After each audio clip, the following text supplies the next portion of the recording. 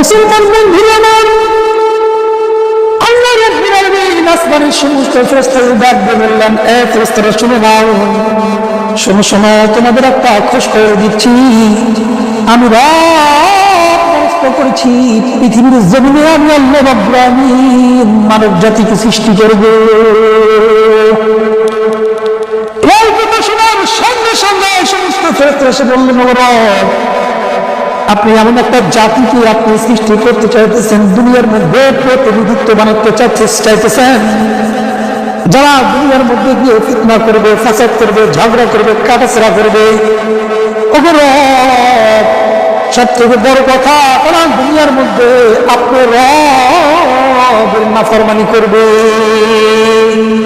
আল্লাহ রাব্বুল আলামিন সেদিন সমস্ত ফেরেশতাদেরকে উদ্দেশ্য করে বলেছিলেন, আলা আ'লামু বিমা লা তা'লামুন।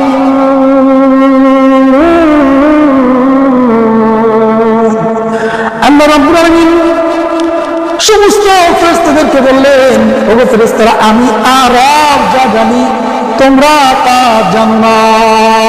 সুবহানাল্লাহ।